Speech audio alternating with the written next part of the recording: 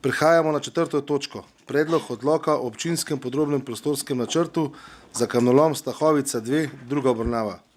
Predlog odloka je objavljen v gradivu številka 7, predlagatelj je župan oziroma zam podžupan, poročevalki dr. Marija Tadeja Ježek in Nuša Britovšek. Dr. Marija Tadeja Ježek, imate besedo. Hvala lepa. Pred nami je predlog odloka o občinskem podrobnem prostorskem načrtu za območje kamnolom Stahovica 2 in sicer druga obravnava. Pravna osnova je Zakon o urejanju prostora, ZUREP 3 in pa statut.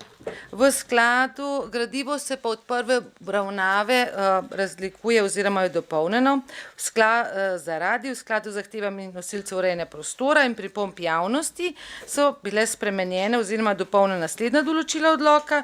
Dodan je izsek iz kartografskega dela občinskega prostorskega načrta s prikazom lege prostorske ureditve v širšem območju, dopolnjena in poimenovanje spremljajoče gradivo, dodana je podrobna določila glede sanacije in prepovedi izkoriščanja mineralnih surovin v enoti UE4, dopolnjeno je bilo določilo glede varnosti plovbe, dodano je območje Natura 2000 Stahovica Melišče, dodana je tudi obveza o monitoringu kvalitete zraka v skladu z veljavnimi predpisi in popravljeni so posamezni izrazi, usklajeno je uštevilčenje členov ter tekstualni in grafični del odloka. To so spremembe od predloga, ki ste ga obravnavali v prvi obravnavi. Hvala lepa. Marija, hvala lepa. Besedo ima še Nuša Britovšek. Nuša, izvoli. V bistvu jaz sem mislila, da bom sam na vprašanja odgovarjala, tako da gospa Marija vse predstavlja, kar je potrebno. Ok, hvala lepa. Odpiram razpravo. Delovna telesa? Ne. Svetiške skupine? Ne. Svetnice, svetniki? Aleksandar Rušič, izvoli. Ja, hvala za besedo. Sicer sem to že na odboru izpostavil in tudi dobil odgovor, ker v gradivu ni pobud ali pripomb javnosti, niti naših pripomb ali razprav na občinskem svetu v prvem branju. Sem vprašal, pa dobil odgovor, da je pač to javno objavljeno, da pa ni zaveza, da je to del gradiva. Zmotil me je pa ena pobuda oziroma pripomba občanke, kjer je zapisano, da če bo občinski svet v imenu občine Kamnik sprejel in potrdil OPPN kot je, bo kršena ustavna pravica do nedotakljivosti zasebne lastnine. In zato se mi je zdelo, da je pomembno, da če je občinski svet omenjen, da je občinski svet tudi seznanjen s tem, da je bil omenjen v pripombah občank in občanov.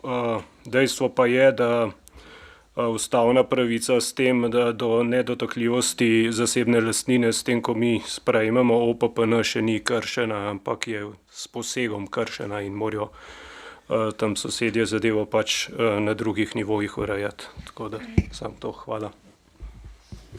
Sandi, hvala lepa. Besedo predajam Karli Ur. Karla, izvoli. Hvala lepa za besedo, tudi moj pozdrav vsem skupaj. No, jaz bi pa mogoče kljub temu izpostavila, ker vsi, ki me poznate, veste, da se že celo življenje v bistvu borim za čisto pitno vodo in čisti zrak, kot temu rečem, čeprav je to zdaj v nevednicah, Ker tudi marsikdo mi je že rekel, od čiste vode pa od čistega zraka se pa ne da živeti. Halo? A se da živeti brez čistega zraka pa brez čiste pitne vode? Mislim, da ne. In to se je pokazalo tudi pred kratkim, ko smo dobili uvoženo vodo, ki je, bom rekla, z različnimi primesmi in ogroža naše življenje. In vsa tista voda, ki jo pijemo iz plastenk, ima določene odstotke primesi, ki v človeku ostanejo in se ne izločijo. In tega bi se morali zavedati tudi ob vsem tem, ker mene zanima, kakšna je ugotovitev kvalitete zraka po študiji in pa po tem, kar je na novo prišlo. Kajti, a veste, moja soseda bivša je bila pred kratkim na Golniku in so ji rekli, da niti slučajno ne sme zunaj hoditi. ob tem prašenju, ki je vsak dan, res pa, da je zdaj tudi mogoče povečano zaradi drugega prometa tovornega, vendar, a veste, nenormalno velik tovor se odvaža in prevaža, poleg tega se ne čisti cesta, ki bi jo morali, jaz mislim, vsaj tedensko prati, če ne bolj pogosto, ker ko ti delci padajo iz kamionov, se potem to melje in se vrača nazaj in se dviguje in to je, a veste, res je to, da ne uporabim kakšne besede, ki ne sodi v ta krog. Ampak razumeti je potrebno tudi ljudi, ki živijo in so ogroženi ob tej cesti, ki, bom rekla, vsak dan požira na stotine tovornjakov, ki, bom rekla,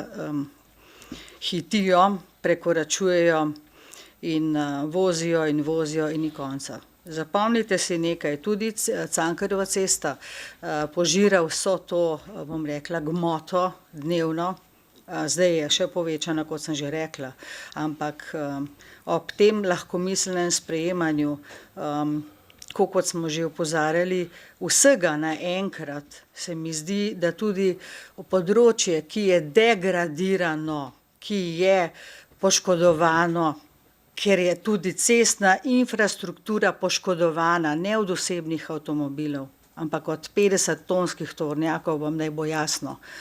A veste, malo nadzora, malo omejitve bi pa tudi morali imeti. In tudi ljudje, ki živijo v tej dolini, mislim, da imajo pravico do sobote, do nedelje, do praznikov.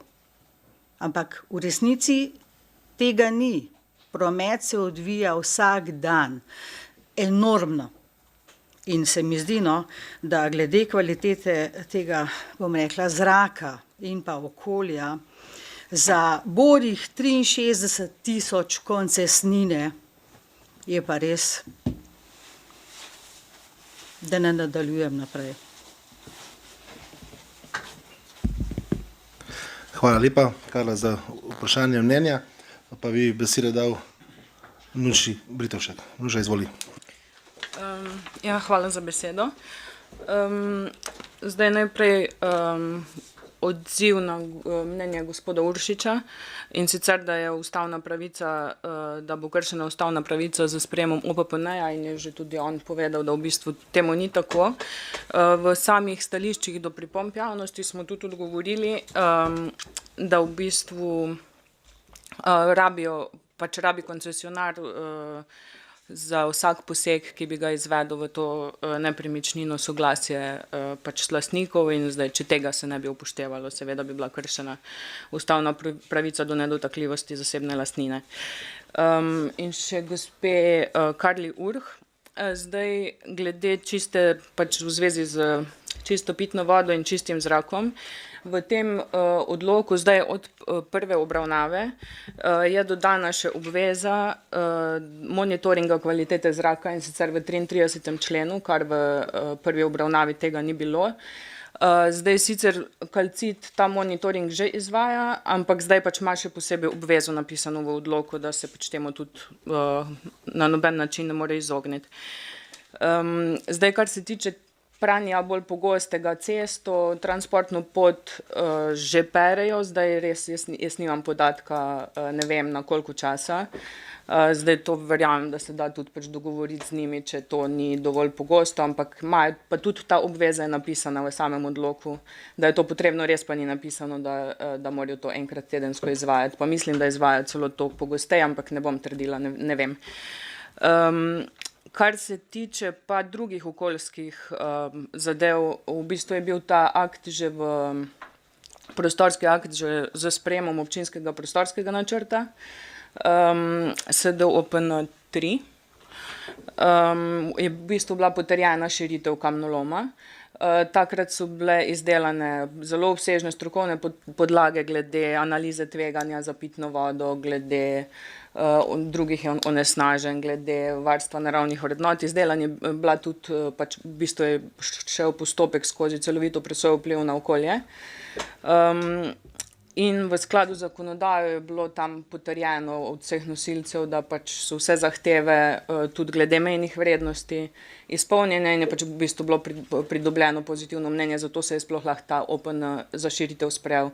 Zdaj v postopku priprave tega prostorskega akta, občinskega podrobnega prostorskega načrta, celovita presoja vplivov na okolje ni bila potrebna, so se pač nosilci izrekli, da ni potrebno, zato ker ni nič, kar se tiče okoljskih vidikov, nič drugače, tu je samo bolj podrobno, so stvari obdelane, ampak glede vseh okoljskih vidikov ni drugih ugotovitev, ne bi ugotovili nič novega z tem podrobnim prostorskim načrtom in je bilo to že v OPN-ju potrjeno. Pa še samo odgovor glede prometa.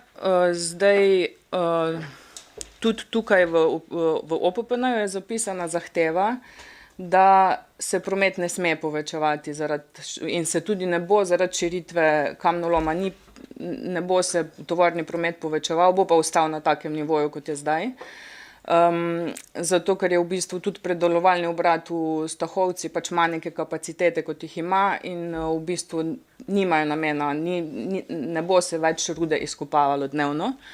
V bistvu širitev kamnoloma poteka zaradi tega, ker zalog mineralne surovine na tem območju več ni, ne zaradi tega, ker bi želeli proizvodnjo povečati. Hvala. Hvala lepa. Še kdo? Vojko, izvoli besedo. Ja, dober dan, še z moje strani. Lep pozdrav vsem skupaj. No, jaz bi tukaj se oglasil samo za to, če se bo to povečevalo, to jaz tudi ne verjamem, da se ne bo povečal promet oziroma proizvodnja se bo povečala, oni sigurno ne delajo maksimalno in tukaj se pa moram strinjati s Karlo Urh, da se je promet celo povečal čez Tuhinjsko dolino. Mislim, da eden, največ dva prevoznika imata dovoljene, ker imata sedež firme v Tuhinjski dolini, vozijo pa najmanj 4.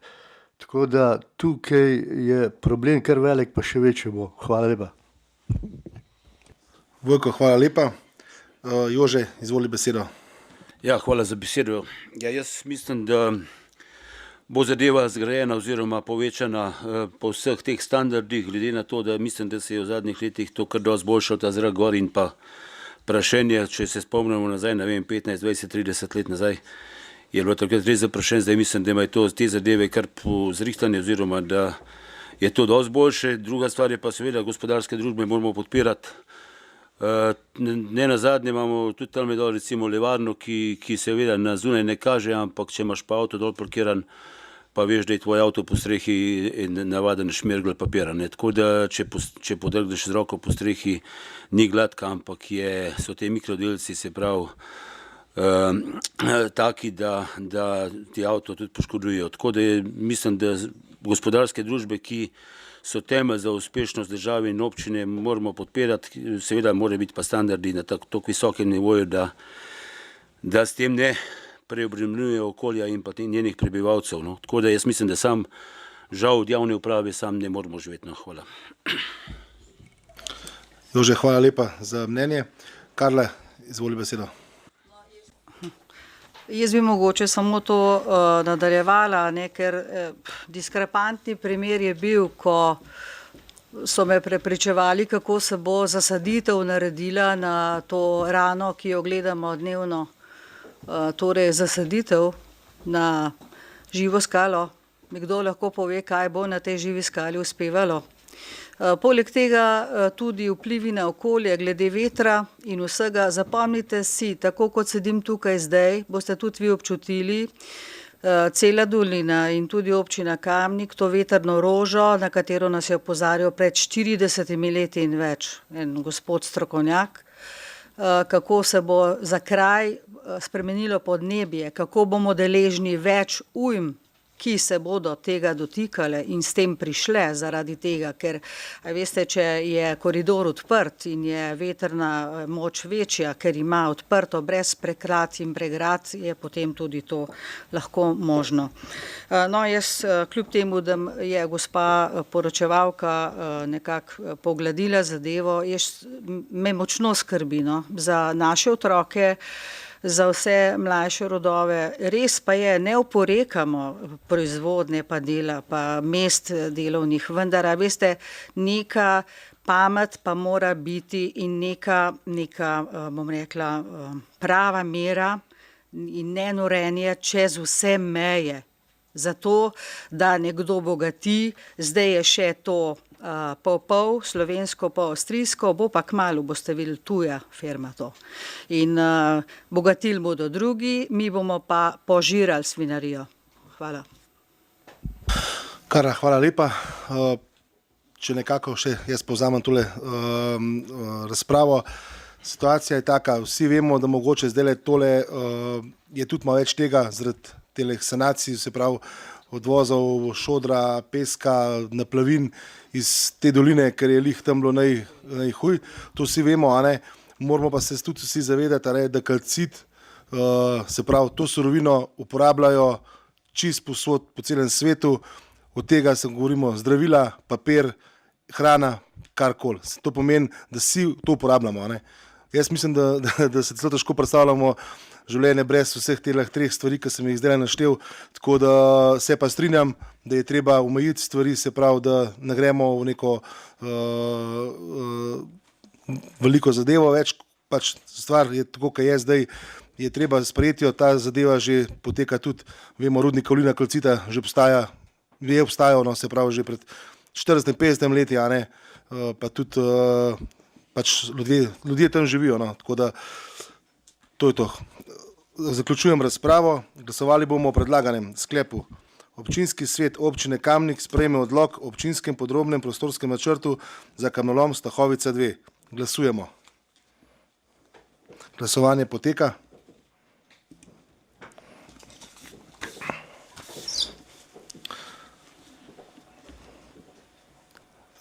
Zaključujem glasovanje. Od prisotnih 28 jih je 21 glasovalo za, 2 proti. Ugotavljam, da je sklep sprejet in točka zaključena.